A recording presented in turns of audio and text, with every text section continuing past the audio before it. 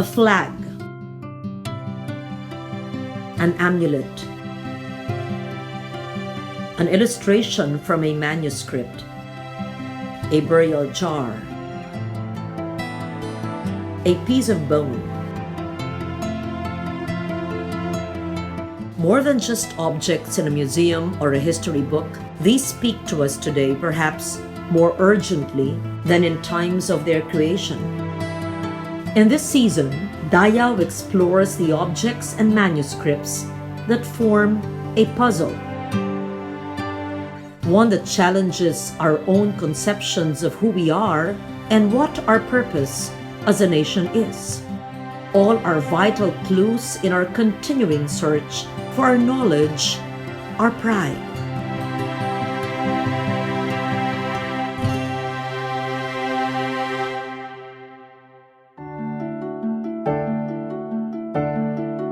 Slowly but surely, local celebrities and fashion trends are mirroring a rediscovery of pre-colonial and indigenous designs. Of course, the demands of various media dictate that these incarnations be glitzier, more dramatic, and yes, sometimes over the top. But they do point to a growing interest in discovering points of design long overshadowed by imported trends. Personally, I love this trend. As you can see from my own personal choices, I fully support the movement, the designers, the young forces in the creative industries. But in order to reinterpret these, we should first get to know the originals. In order to appreciate them as sources of inspiration, we must first regard them as symbols.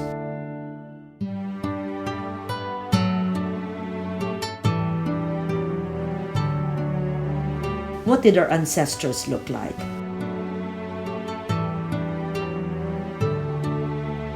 How did they dress and carry themselves? Surely, if modern Filipinos consider themselves stylish and on trend, then we must have this elegance in our DNA.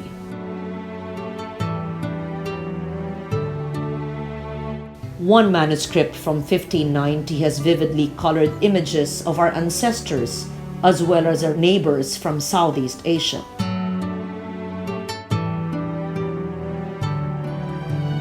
This is the invaluable reference known as the Boxer Codex.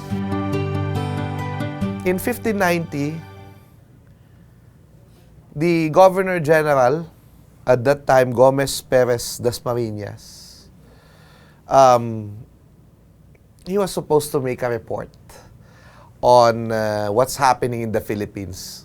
They produced a document basically owned by his son, Luis Perez Dasmariñas, that details the different situations and customs of people in what is now called the Philippines. A certain Lord Ilchester got the manuscript. So Lord Ilchester owned this manuscript until the bombing of his house in the 1940s. By 1947, this codex, this book, was auctioned, and it was brought by a professor named Charles Boxer. Charles Boxer then subsequently donated it to the Lilly Library in Indiana. Inspired by the research of Martin de Rada, 15 of the hand-drawn illustrations deal with the inhabitants of the Philippines. The fascinating illustrations not only record the dress and adornment of our ancestors, they also show the nuances of gesture, posture, and attitude.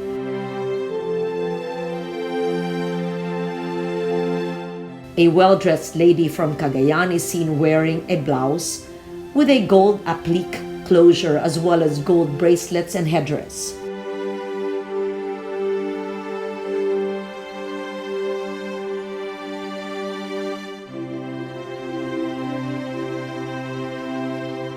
An Ibanag warrior, also from Cagayan, holds a wooden shield which is remarkably similar to shields still used today. A couple from Lingayen Gulf is shown in brightly colored and sumptuously draped fabrics, while hunters from Zambales wear bright red loincloths, attesting to the fondness of our ancestors for this vibrant and symbolic color.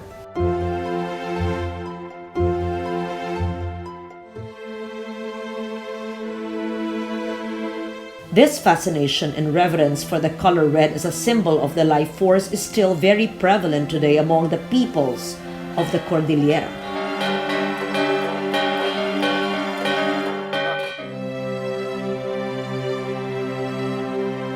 The noble couple from the Tagalog region features a male also wearing red. His suit is made up of pantaloons and a camisa. His wife is dressed in a tube skirt and a loose jacket. Both are bedecked in gold. Another Tagalog couple wears a similar silhouette.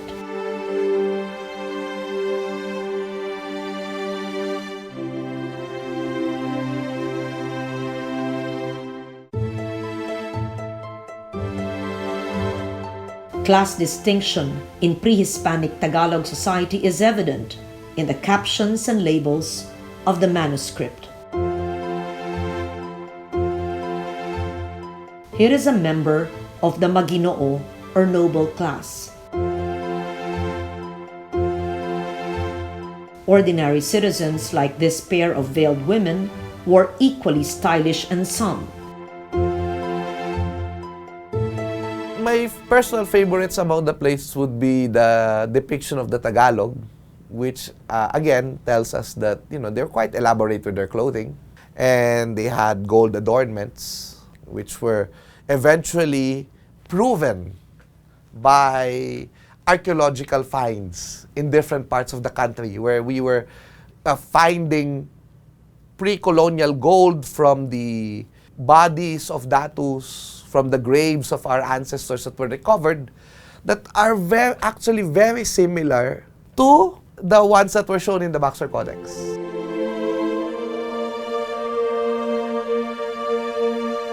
The Visayans were also represented in the Boxer Codex. The male from this illustration of the kadatuan or noble class wears a long tunic and turban.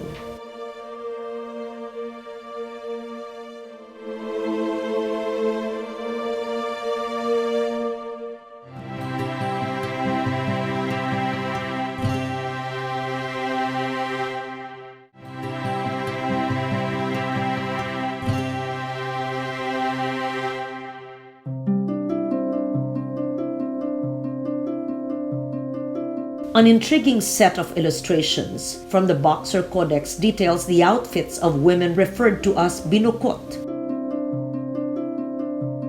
We know the Binucot today as a near mythic, well-kept daughters of the Panay Bukidnon. These ladies were shielded from the rigors of manual labor and were expected to learn the finer arts of chanting and singing the epics.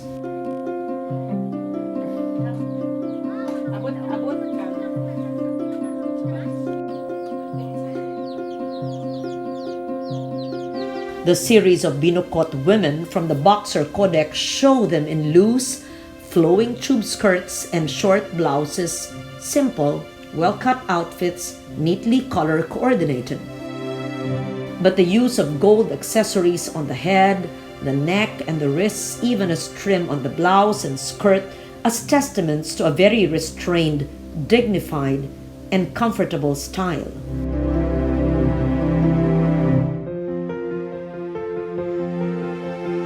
Equally fascinating is the illustration of the Visayan pintados with tattoos on their faces, torsos, arms, legs, and backside.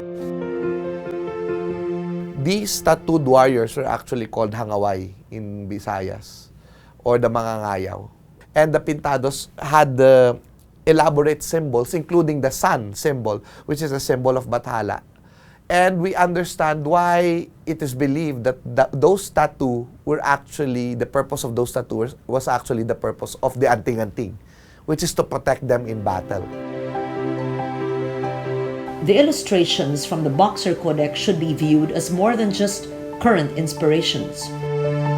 The very fact that the artist took such pains to record the details and nuances of costume shows how our ancestors captured the imagination of foreigners.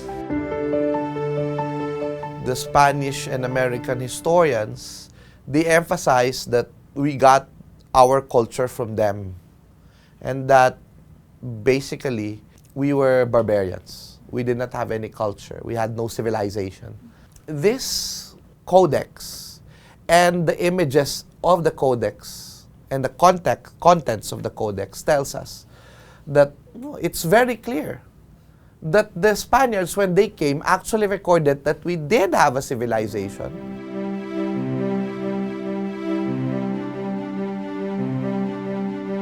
The gold and jewelry that our ancestors wore, pieces very similar to the ones worn by the subjects of the Boxer Codex, have been excavated in grave sites all over the archipelago. Most notably, in Agusan and Pangasinan.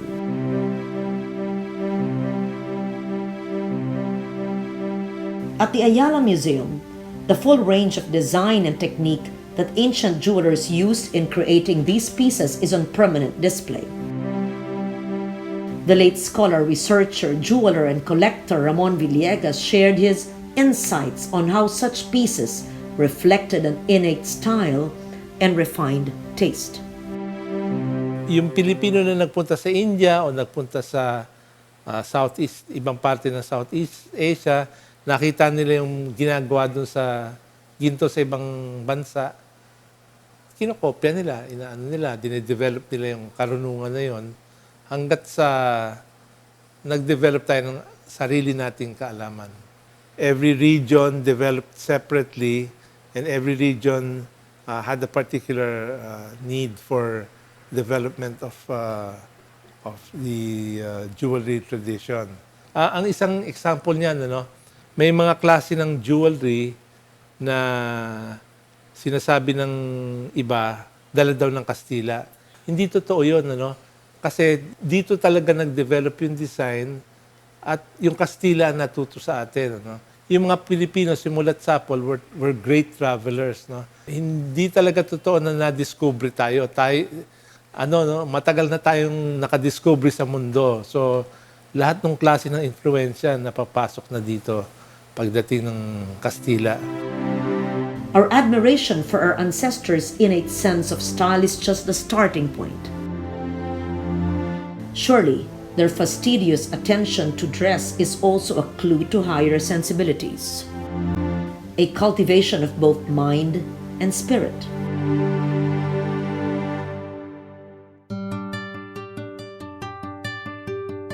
The Laguna Copperplate is one artifact that reveals much more than what we initially see.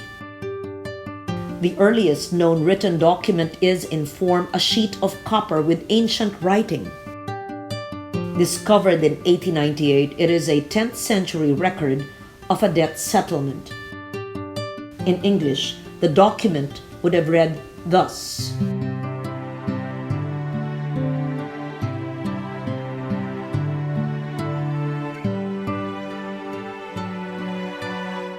The document goes on to say that all descendants of Namawaran are absolved of all debt.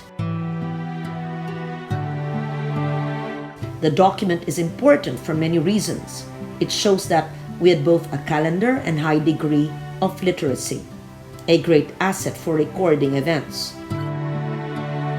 It shows that there were laws and ministers, a whole bureaucracy in place for the settlement of legal and financial affairs.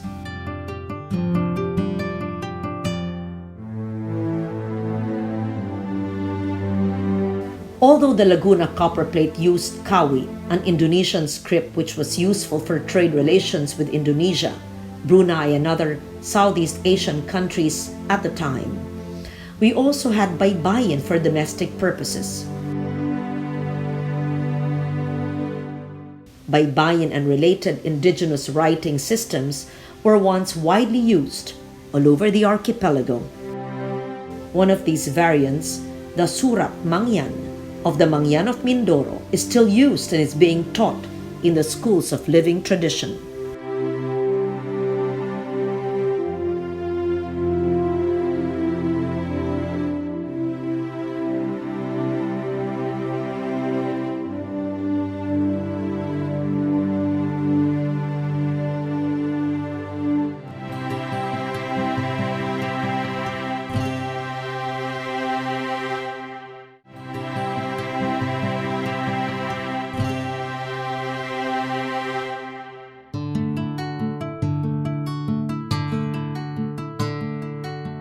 Perhaps none of the material aspects of our pre-Hispanic culture is more dramatic or powerful a symbol as the Manunggul Jar.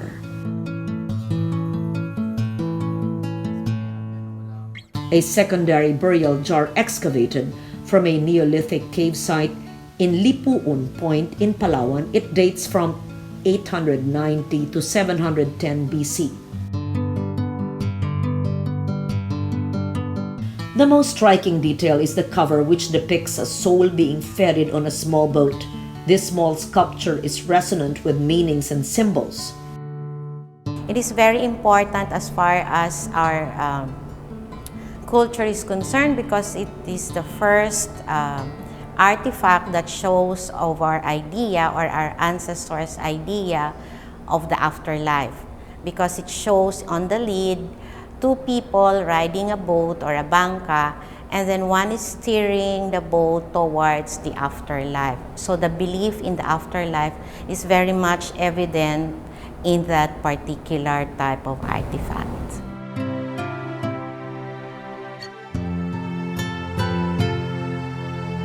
Here is a journey to the afterlife. On a boat, the most far-reaching and accessible means of transport to the early Filipinos, while the boatman keeps a steady gaze on the horizon, the soul of the deceased tilts his head up towards a sky world. On the body of the jar, curvilinear forms are incised and painted in red hematite. Tells us that we have belief in afterlife, that after death doesn't mean that people just leave the place, because there is something that is lost in the translation, because in Filipino we call it sumakabilang buhay. So it's still life. You just change your the plane where you are living. But when you have it in English, which is already an afterlife, then there is the notion of death.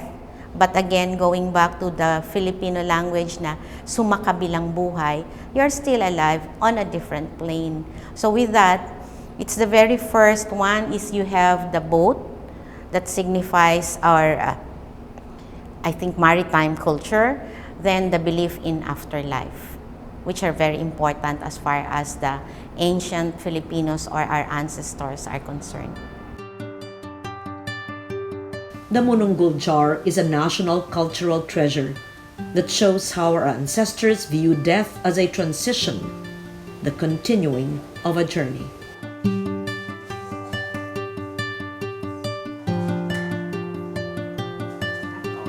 A different mindset about death is seen in the secondary burial jars discovered in the Ayub Cave in Maitum, Sarangani Province. Dated to the Iron Age, these jars have been described as portraits of the deceased. Though there may never be proof of this assertion, each one is unique and singular, each face with its own nuance, sometimes comic, sometimes grave, sometimes whimsical. The one thing I can feel for sure is that each piece was made with not just skill, but affection, love even. For memory seems to animate each face with a fondness of personal remembrance.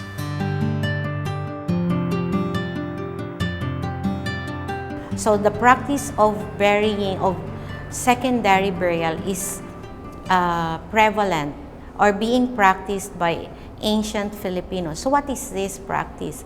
So when someone dies, he or she is buried, and then after a few years, or if they did not use years as a basis to come up with exhumation, so after all the flesh has been gone, after some time it's only the bones that are left, then they have to conduct another ritual. And then that is the time that we now have a secondary burial.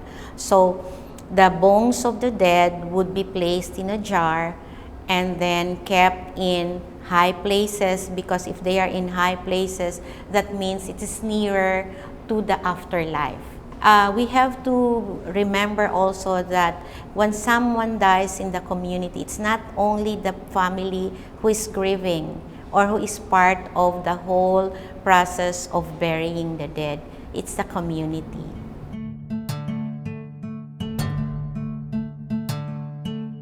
If our ancestors memorialized their dead in clay, other Filipino peoples chose other mediums. These Tausug grave markers are carved from hardwood to resist exposure to the elements. While no anthropomorphic figures are found on these memorials to the dead, the curvilinear ukir designs stretch onward and outward, echoing the Islamic concepts of eternity and infinity. In these objects associated with death, we see how our ancestors treated death. Simply as a stage of a soul's transition to be memorialized with fondness, hope, and yes, a beauty that reaches out to our time.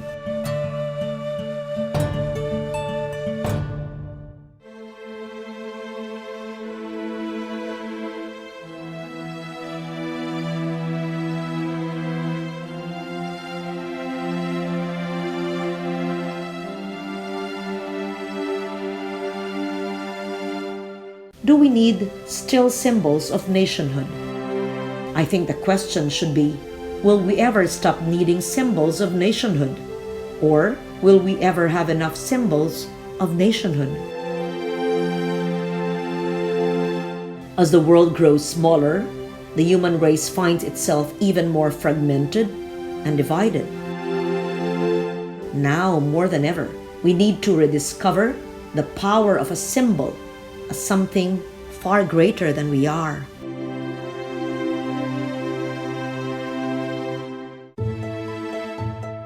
The flag in its evolution,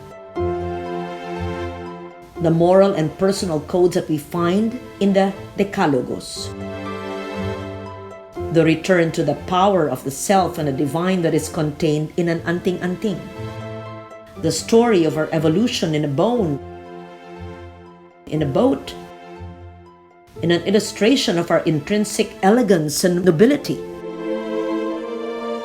All fragments of a national journey, symbols of a continuing quest for nationhood.